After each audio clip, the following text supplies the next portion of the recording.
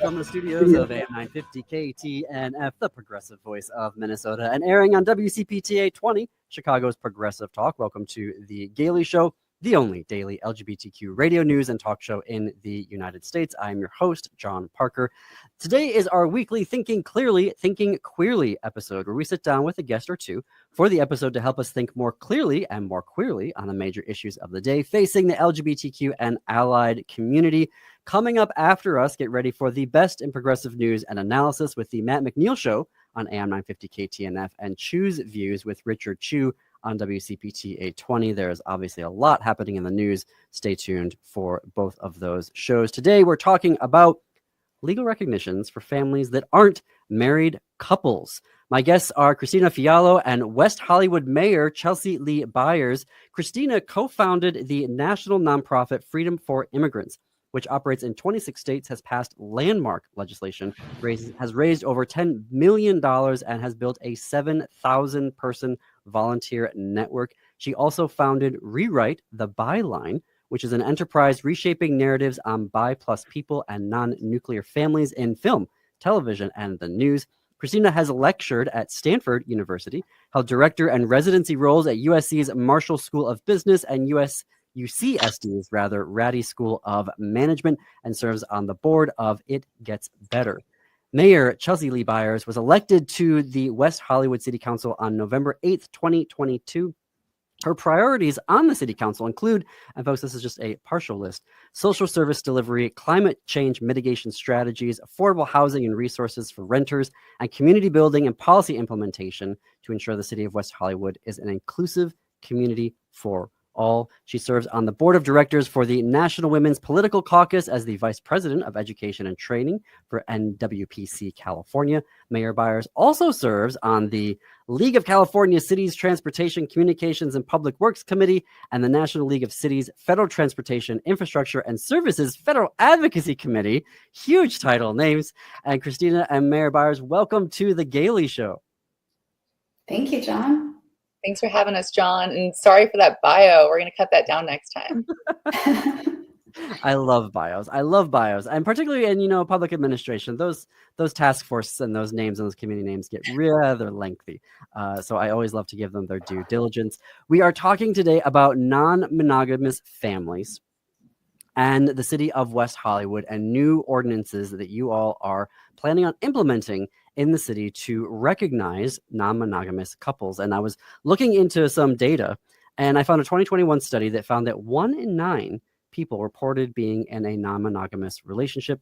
In December of 2020, 5% of adults reported being in an open relationship, and 3% reported being in a polyamorous relationship. This was data from YouGov and has just increased in the past 5 years. With the ongoing legal fight for gay marriage, which is about to get even worse with the Supreme Court, the focus has been on the traditional family structure, right? 2 people get married, kids likely ensue. But more and more LGBTQ folks, and not just LGBTQ folks, are forming polyamorous chosen families that come in so many diverse forms. I mean, I myself am in a throuple. We're celebrating our 14th anniversary this year. Christina, maybe we could start with you about telling us about the conversations you've been having about this with the community members in West Hollywood. Of course, yeah. Non-nuclear families, like you said, John, are everywhere among LGBTQ plus communities, immigrant households, multi-generational homes, and beyond. Yet many of these families remain invisible or unprotected under current laws.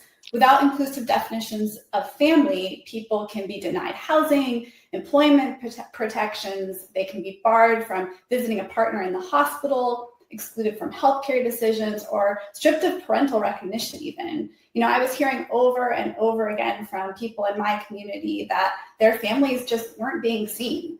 And that invisibility isn't just a technicality, it cuts deep. I felt it in my own relationships, having to hide or downplay partners so I can be, quote, legible to the outside world. And while I realize we may not be able to change everyone's beliefs, we can change the laws that protect us. And when laws change, culture also follows. So right now, there's a wide gap between how people actually live and how the law defines family. So what we're doing is simply working to close that gap.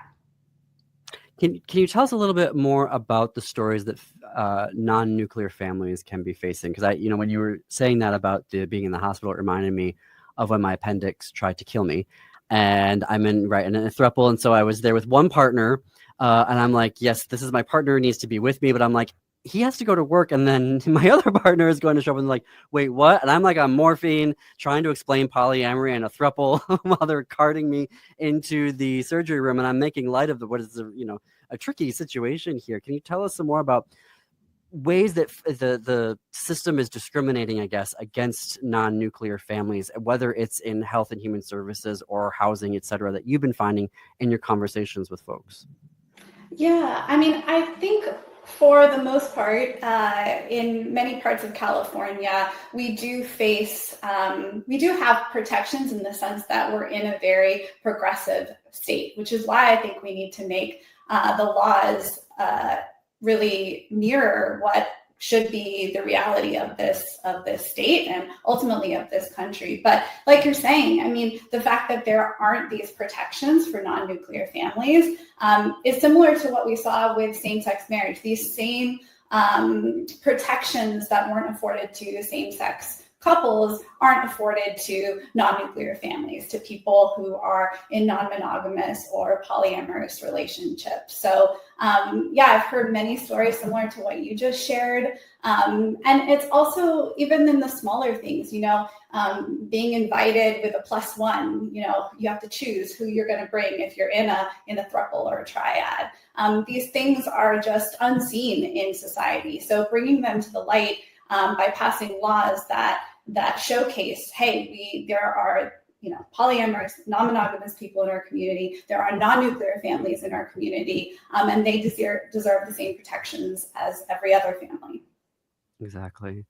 John, I want to first say Yeah. happy 14 years. That's amazing. I'm heading into year 14 in my own relationship. So, Congratulations. I appreciate that. But in terms of the real stories that people face, I think about housing. It's the professional work I do is housing policy. And all across this country, renter protection laws are already so precarious. We are in a housing crisis and a housing affordability crisis. And when you think about non-nuclear family structures and who is putting their name on the lease, who is turning over that rent check, each of those experiences is codified in laws and in many different ways all across this country. And when you're denying the family structure that is chosen for an individual the ability to be legitimized on a housing contract, that becomes a very precarious situation for the queer community who's already overwhelmingly discriminated against from housing. So we're really trying to make sure that these very real quality of life issues that affect people in our communities are addressed through a very thoughtful approach to inclusion, I think, at the very local level. I know there's, just in prepping for this conversation, the data there isn't a lot of data to look at. Has there been any data that both of you have found as you've been preparing these ordinances, specific to either West Hollywood or just in general, data that you've been relying on in terms of crafting the language that's going to go into these ordinances? Yeah, I have asked that question. I really try to angle myself at being a data-driven policymaker. And when you talked about the numbers of individuals who are living these lives, we see that being a big driver of this data, knowing that if that many people are living these lives, but these protections don't exist, then it's only a matter of time before something happens that the city needs to be responsible for addressing in a more thoughtful way. And I think we haven't truly seen the data that you would think that might be there. And I think that's in large part due to the stigma of these lives being lived in. And when we talk about culture being such a huge impact on people feeling like they can talk and share their stories, then that becomes even more problematic when people suffer very real, hardships in their lives, like losing housing or losing a job or something because a protection ordinance isn't in place. And then they don't feel like they can come out and tell that story as well. And so we aren't able to take action from that direction. We just have to take action from the direction of knowing that these people are living these lives and they deserve the same protections as anyone else. I'd also Thank add you. to, Yeah, oh, go for it. yeah, I would just also add that, West Hollywood has long been the heartbeat of the LGBTQ plus movement. So it's really the perfect place to lead this next chapter. But we're also not alone. Other municipalities across the country are updating their domestic partnership ordinances and protecting against discrimination. In fact, a total of 27 multi-partner families have registered as domestic partners in a few cities in Massachusetts that have taken the lead on this. And I think in the years ahead, and you mentioned this, John, in your opening, that it's going to become even more urgent for us to protect diverse family structures with, 15% of Gen Z saying they are in or exclusively seeking relationships with more than one partner. Mm-hmm. Yes. Thank you. I want to ask about the West Hollywood obviously has always been a leader as it relates to the LGBTQ community. And I want to talk about this trend that's happening with the cities. So we sort of established, okay, we're here, we exist. These are the challenges that we're facing. Another contextual environment that you all are in is California, progressive state, officially repealed Prop 8, infamously passed the same year that President Obama was first elected in 2008, which was a shocking night for the LGBTQ community and activists for how to feel about what to celebrate and also what just happened.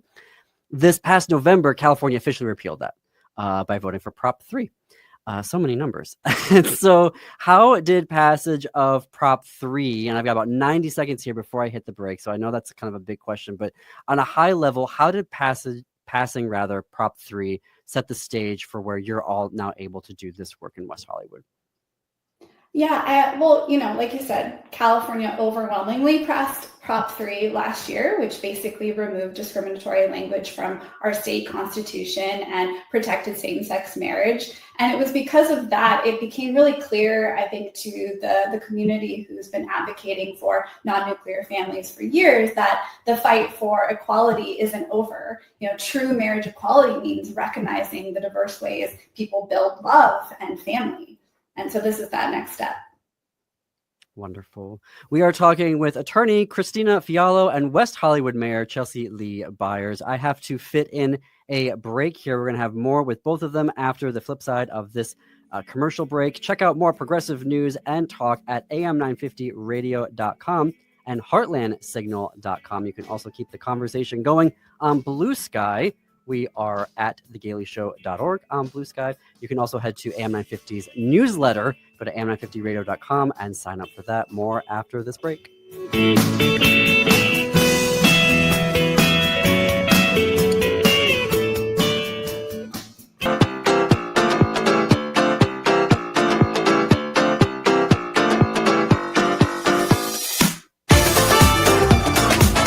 Welcome back to The Gailey Show. I am John Parker. We're already coming up on the bottom of the hour. This is our weekly Thinking Clearly, Thinking Queerly episode where we sit down with a guest or two to take a deep dive into an issue facing the LGBTQ and allied community. Today, my guests are attorney Christina Fiallo and West Hollywood Mayor Chelsea Byers. West Hollywood is currently in the process of adopting new ordinances that will provide legal recognitions to non-nuclear families. Before the break, Christina, you were talking about how Prop 3, which was the repeal of the language in the California Constitution barring same-sex marriage, set the tone for the conversations that you are able to have right now. Also happening, and this just, this month, the Supreme Court is being asked to pick up Kim Davis's case to overturn Obergefell versus Hodges. For folks who don't remember, Kim Davis was the one who refused after the Supreme Court legalized gay marriage. She, you all recognize her. She had the hair, the whatever, went to jail for 5 days or whatever it was. Mayor Byers, can you talk about what that signal could mean now that the court is taking up her case and also looking at other cases that they may be able to take to overturn it? Because Justice Thomas has also said, give it to me. I'm ready for that case. I'm ready to overturn gay marriage. Can you talk about the signal that legal effort is having right now for you? Yeah, I think it's just another chilling effect that this administration is having on the queer community at large. There were so many, victories won in the decades past that now feel like they're being just stripped away. And while there will still be, regardless of whether this falls legal protections upheld at the state level, thanks to other laws that have been put in place to safeguard. It doesn't mean these protections are in place for the future or at every state that hadn't made the decisions to pass same-sex marriage. So it's a really, really upsetting move that I think signals again to people that this country is stripping away the most hard-fought protections that our communities need to feel safe and supported, just living the lives that they're trying to live. And it's really frustrating. And I think another reason why the ordinances that we're working on in West Hollywood and these other cities are so meaningful, because it shows that at the very local level, there are protections that we can put in place for our community members and things that we can do to safeguard their lives and their rights in this time. All right, let's talk about the ordinances. Where do we start? Because I know there's a few of them. So do we want to take them in order? Like, talk to us about what the ordinances are and what they will do. Mayor Byers, we want to start with you. Sure. And I mean, Christina, please jump in as well, because she knows these just so well, having passed these and supported these in other cities. But the first ordinance was the non-discrimination ordinance that I introduced. And the second was the domestic partnerships ordinance that Vice Mayor Heilman introduced. And I just want to sort of back up to say a little bit, the city of West Hollywood, founded 40 years ago, Vice Mayor Heilman being one of those original founders 40 years ago, as a city that was designed to make sure rights like these for the LGBT community were in place. And at that time, there were discrimination happening all across Los Angeles. And the city of West Hollywood put so many protections in place to make sure queer individuals were safe in their housing. We even enacted rent control back then. So it's a really meaningful moment that the two of us were able to coordinate and put these two laws together. And they'll be back in December for final next steps. We'll talk about that later. But I want to make sure Christina can jump in too and talk about these. Mm-hmm. Yeah, no, I'll just add, while we're still working to bring these ordinances forward, the response has been overwhelmingly supportive, and not just from the LGBTQ plus community, but from, everyday residents. We've heard from professors, advocates, and longtime community members who said, finally, my family is being acknowledged. And so I think for people in multi-partner relationships or other diverse family structures, the absence of legal protections can create real fear, but we're taking steps here to address that fear and to protect our community members, especially now, as you're saying, that's even more important. Mm-hmm.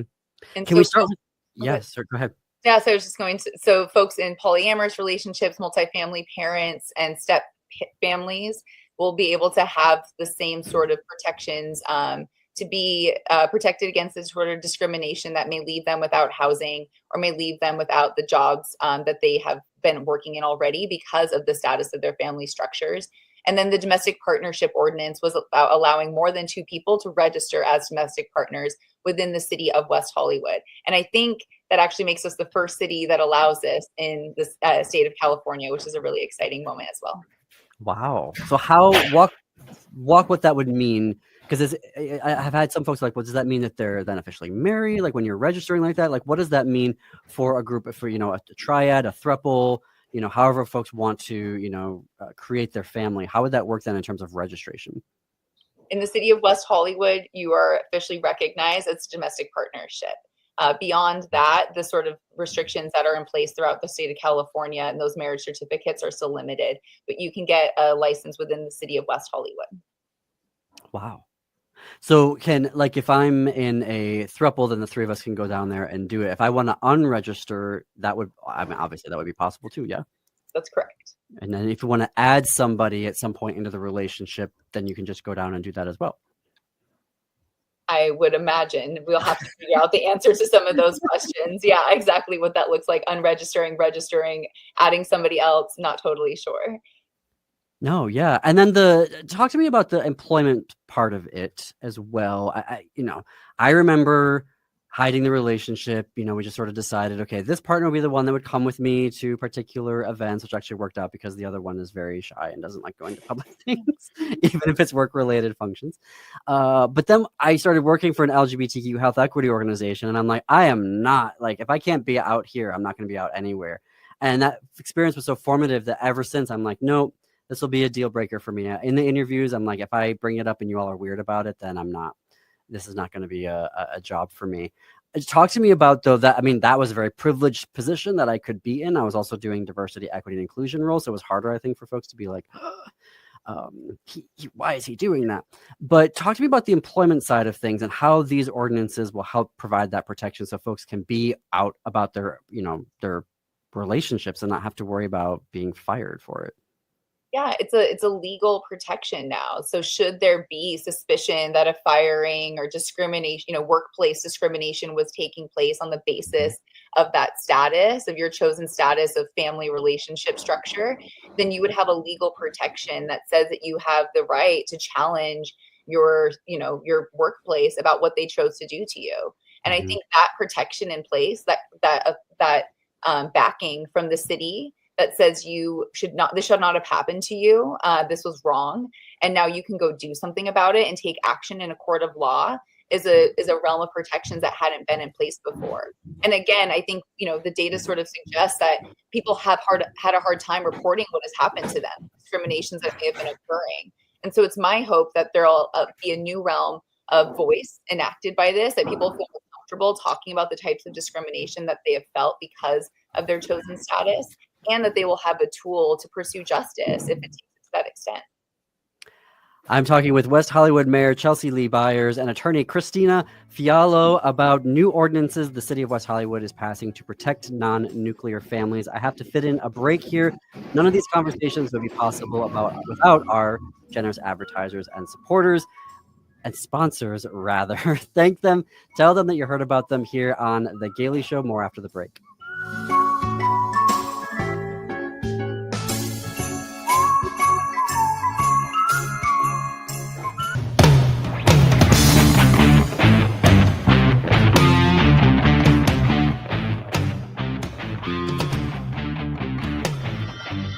Coming to you from the studios of AM 950 KTNF, the progressive voice of Minnesota, and airing on WCPTA 20, Chicago's Progressive Talk, where facts matter. Welcome back to The Gailey Show. I'm your host, John Parker. It is 33 minutes after the hour. It is our weekly Thinking Clearly episode where we sit down with a guest or two for the episode to help us think more clearly and more clearly on the major issues of the day facing the LGBTQ and allied community. Today, we're talking about legal recognitions, for families that aren't married couples. My guests are attorney Christina Fiallo and West Hollywood Mayor Chelsea Lee Byers. Before the break, we were talking about the ordinances and what they can do, the protections that they will have. I am curious about the language part of it, Christina, and specifically because, I'm in a throuple, but we refer to our partners, which is double, and then we were like triad. No, we didn't like triad. I've been digging Three-lationship lately, which was in a book that I read earlier this year. Can you talk about, and this is just one version of a, non-nuclear family. There's so many different variations of how folks are creating non-nuclear families. So Christina, can you talk to me about the language of how do you name this experience while also being inclusive of all the various ways that this could take a shape? Yeah, I'm endlessly fascinated by language and the different words and how they connote different things, especially in different parts of our country. So, you shared that you prefer the term throuple. I prefer the term triad. But I think terms like triad, throuple, polyamory, all of them can feel limiting or clinical. That's why when we move these ordinances forward, we're talking about non-nuclear family structure or diverse family structures because it's more broad and inclusive. And we also hope to protect many different forms of family structure. So that includes chosen, multi-partner, multi-parent, step families, etc. So that kind of allows us to also be part of the larger movement that is trying to redefine what a family is more broadly in other states as well. So at first, when I was reading about this in the Los Angeles Blade, I was like, oh yeah, obviously for me, I'm like, this would be so important to have this here in Minneapolis. But then I started thinking about my brother, who is cishet and was in a relationship with another cisgender heterosexual woman. She had a son from a previous marriage. My brother and her didn't get married, and they eventually actually broke up. But he developed this really intense bond with the child.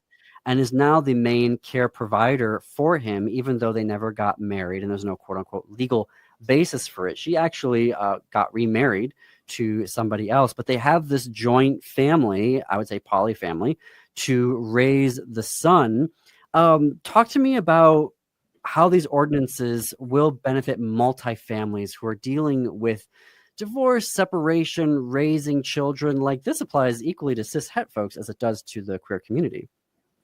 Absolutely. And I think what you bring out about caregiving too is really important, because this work is actually part of a broader shift already underway. More than a dozen states have expanded paid sick and family leave laws to reflect diverse family structures, really acknowledging the wide range of relationships that provide essential care and support. And the work that we're doing with these ordinances is part of that larger movement. So as you're sharing, families are not a one size fits all, and our laws shouldn't be either. So these ordinances help all families. I think we keep repeating this, but it's important to repeat. It includes step families, multi-generational households, immigrant kin networks, really anyone outside of the nuclear molds. I think about my own family of origin, and in many ways we fit that nuclear mold, to heterosexual parents and children. But in other ways we didn't. Coming from an immigrant family, I was raised by my grandparents. I had aunts and uncles caring for me. And we need to ensure that everyone, no matter what their family looks like, can access the benefits and be free from discrimination at work and in their communities. And I think that's exactly what we're doing here with the two West Hollywood ordinances. Can you talk more about that immigrant perspective to it? Because I'm Armenian American, technically French American, because my family were genocide survivors. They were on refugee visas to France, and then my mom moved over here. And some of it does fit into that Western structure, right, of the nuclear family. And like you were saying, a lot of it doesn't fit into that. Can you talk about how the immigration side of this, about how family structures don't always fit that Western mold anyway to begin with, and how there already is that erasure happening for them in the Western American system? Yeah, definitely. I mean, I think about my own family, and when aunts and uncles were in the hospital, for example, if they didn't have a partner identified, a husband, a wife, to come and visit them, it was hard for us to access them. Or I think about being picked up from school as a kid too. It's like, well, who's that? That's not a parent. It's an aunt or an uncle, and it's that broader familial structure that I think a lot of immigrant families have. And in many ways, it is non-nuclear. And we're just giving, I think, a category now to something that has existed throughout time, throughout cultures. And again, our laws need to keep up with the time. Mm-hmm. That's making me think of also for queer youth who are overrepresented in the houseless population, nationally speaking. I don't know what the data is in specific to California. And that can be such a, guardianship and all of that legal paperwork can be such a nightmare. But we do see queer kids living with grandparents, or with an aunt and uncle, an aunt and uncle's house, or someone else within the family, that they also could really benefit from this, particularly if the grandparent or aunt and uncle isn't able to go through the entire legal guardianship paperwork to gain custody, if you will, of those kids. Yeah, definitely. And I think that's why we've seen, while this is going to affect many people and can be applied in many different contexts, West Hollywood is home to a very large LGBTQ plus community, intergenerationally, of course. And so the folks really leading this effort, myself included, have largely identified as LGBTQ plus, including many bi, trans, non-binary people, because we see what's happening in our community at every age, and we want to address that. So where are we in the process now? The ordinances have both been introduced, and they're in the hands of the city attorney for final drafting, getting all that language correct, making sure they're going to have the sort of reach and implementation effect that we want them to. And by the end of this year, they'll both be brought back for final vote and adoption by the city council. And I know that we have a number of people in the community who have been writing in letters of support, asking about the timeline and trying to make sure that the city stays on track and that this is a priority. And I feel like, especially with the backdrop of the Supreme Court, we're in a real urgent timeline to at least make sure that these protections can be in place at the local level and be a part of this movement of cities across the country who are taking this sort of local action. So speaking of that movement, it was my notes are correct. 2023 is when Somerville and Cambridge, Massachusetts passed legal protections for poly families. I believe it was last year that Oakland and Berkeley followed suit, similar to what they were doing. Mayor Byers, can you share about this movement can you share more rather about this movement finally recognizing and protecting poly families? Actually, I want to hear from both of you on that, because you all are leading in one regard in terms of the registration for domestic partnerships and also adding to this movement, this collective movement throughout the country at a time where Christian nationalism is rapidly becoming the law of the land. Yeah, I think these are all progressive communities largely that you see these actions taking place in. And I think that's a wonderful happening, that we are at a place where our cities are open and willing to accept this sort of law, and it's something that we can do. I think also we're at a moment where communities are looking around and saying, what can we do that is not going to be inhibited by the federal administration? So many of the laws or actions that we would want to take effect are preempted by even state governments in some cases. And so finding that right opportunity that your local community can do is what we're looking for. And I think in this case, these local protections are things that cities can do. And so through networks like the National League of Cities and their LGBT caucus, even the California League of Cities LGBT caucus, we're able to share these model ordinances and accelerate the ability for these ideas to spread and get implemented. And it's through the trusted messengers like Christina and Rewrite the Byline and these other organizations that are out in front, showing us the real examples and real stories that are happening on the ground that we can connect the dots and say that this is something my community needs to enact, and now.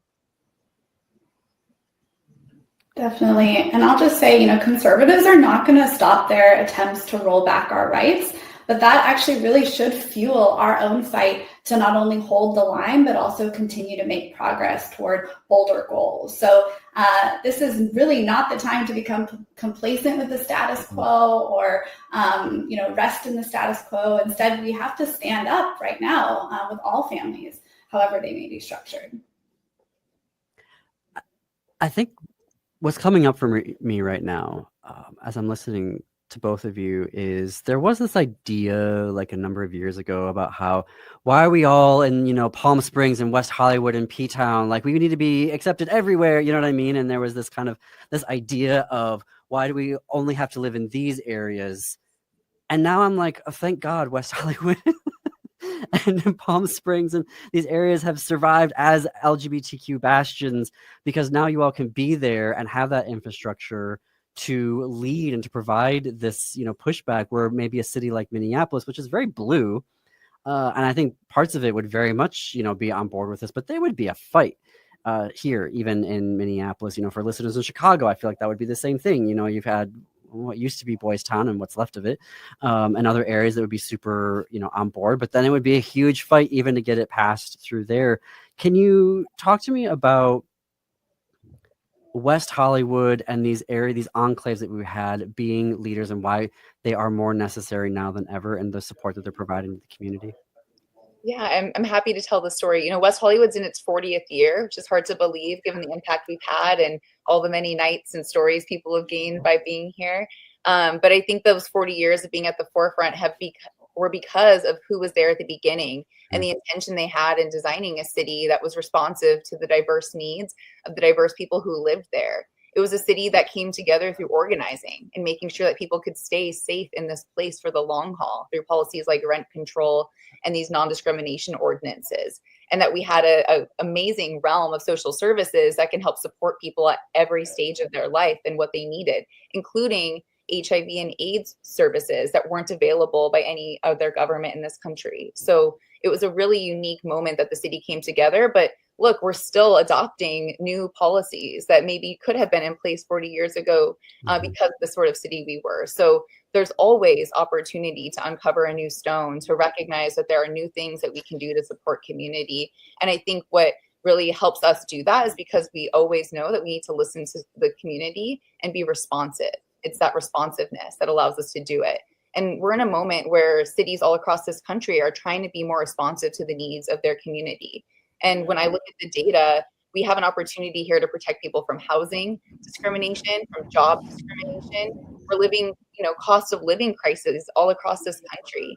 And through that data, I think policymakers may surprise you. So I think give them an opportunity to, pass something like this and protect more people who are just trying to live, the best quality of life they can for themselves and their families.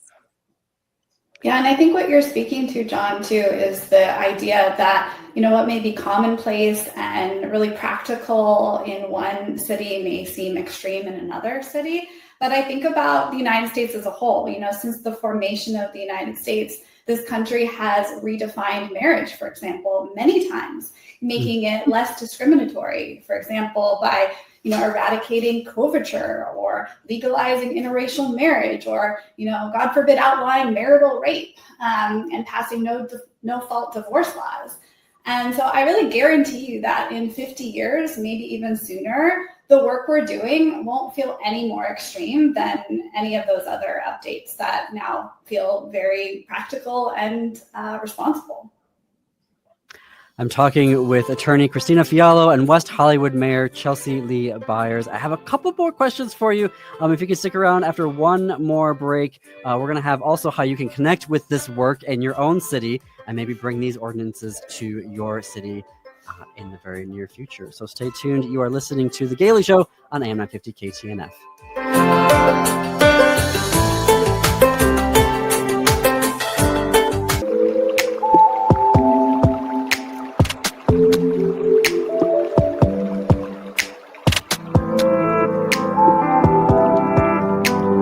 Welcome back to The Gailey Show. I'm John Parker. We're coming up on the top of the hour. This is our weekly Thinking Clearly, Thinking Queerly episode where we sit down with a guest or two to take a deep dive into an issue facing the LGBTQ and ally community. Today we're talking about new ordinances that the city of West Hollywood is adopting for protections for non-nuclear families. With me is attorney Christina Fiallo and West Hollywood Mayor Chelsea Lee Byers. Mayor Byers, there's something that you've been referencing about the creation of the city of West Hollywood 40 years ago. And I'm sitting here, I'm like, I lived in LA for 3 years and didn't know, what was it made from? Was it as a city? Did it break off from Hollywood? Was it an unincorporated area that was then said, hey, we're going from an unincorporated village into a full-fledged city? Can you give us that history a little bit? Because I think this is a moment where I don't know if progressives know, hey, we can create cities. Yes, it was unincorporated Los Angeles County. West Hollywood is situated as one of these 88 cities in the bigger LA County region. And right along the Hollywood Hills, it was just unincorporated area. And at the point in time, the county had been trying to pass different measures for rent control, but they kept failing. This area uniquely was supportive of that measure. And so in part of that, they came together and said we could pass these measures for ourselves. And if we made a city out of it, there were also different diverse community needs, not just LGBTQ people who were sort of, escaping the homophobic reach of Los Angeles Police Department, the famous Black Cat story. That's an LA bar. West Hollywood's right on the outside of that. And Sheriff's Department, who sort of governed the territory of this unincorporated area, turned an eye to much of the activity that was happening along the Sunset Strip in those days. And Russian Jews who were fleeing the USSR at that time landed in this area around the Fairfax neighborhood. A lot of this low density, older building, then it was sort of new buildings they moved into in these neighborhoods. And that area, the community didn't want to leave. And rent control was a really great way to protect people who needed to be protected. I think it's a really important chapter of history to recall in the moment that we are in right now. Truly. Christina, to the point that you were making earlier about in 50 years, this will seem normalized. How do we get there? How do we connect with either you or with other folks about bringing these ordinances as a model to their local cities? Yeah, thanks so much for asking. Well, as Mayor Byers said, the city of West Hollywood is just one of 88 cities in LA County. So we have a lot of work to do, but we also want to see what counties can do, what other larger municipalities can do, and eventually the state. So my organization, Rewrite the Byline, we're working to change the narrative for bi+ people and non-nuclear families in film, television, and the media. And you can get involved by going to rewritethebyline.com and joining the movement to ensure that all families are really protected, not just in West Hollywood, but hopefully in your town too, wherever that may be. And Mayor Byers, how can folks stay up to date with what's happening in West Hollywood? I'm assuming the eventual passage of these ordinances and when they will take effect. Yeah, I mean, you can come to a city council meeting, of course, but just short of that, I know Rewrite the Byline is going to be a great resource as we get through this final push, making sure people are organized. So I encourage you to get in touch there. You can follow me on social media at Chelsea Levy or all the city web pages. We're going to be celebrating this one really big when it passes later this year, and I'm really excited for the community to come out and be a part of it. Christina, I would be remiss because there's a lot obviously happening with ICE that is not surprising to the work that you've been doing. You've won awards with your organizations. You've been sounding the alarm for a decade about what's happening in ICE detention centers. Are there any resources that you want to shout out right now or things that people can connect to as they're dealing with issues related to either ICE or immigration right now? Because I know that you are obviously a national expert on this, and I'd be remiss not to ask you about that. Oh, thank you. Yeah, well, how long ago? Like 15 years ago, we started a national hotline for people in immigration detention to be able to call community advocates at no cost to them. So if your loved one has been detained, there's a 4-digit extension in any immigration detention facility that they can call to connect with the outside resources. So I would encourage you to get in touch with Freedom for Immigrants. Freedom for Immigrants. Fantastic. And the website for that is? freedomforimmigrants.org. Of course. Well, we will include links to that in our show notes and on our website. This has been so lovely. Thank you for sharing your time with me today. Thank you. All right, folks. Well, we are coming up on the end of our time here today. So what is up next? On WCPT 820, it is Choose Views with Richard Chu. On AM 950 radio, it is the Matt McNeil Show. And stay tuned after that for Native Roots Radio. Then at 10 p.m. Central, step into The Unknown with Greg Bakken on Ghost Box Radio. You can stream our episodes everywhere that you get your podcasts. As also, you can watch us on youtube.com/@TheGaileyShow. As a reminder, we are on Blue Sky. You can check us out there. We're at thegaileyshow.org on Blue Sky. And until tomorrow, keep it queer, America.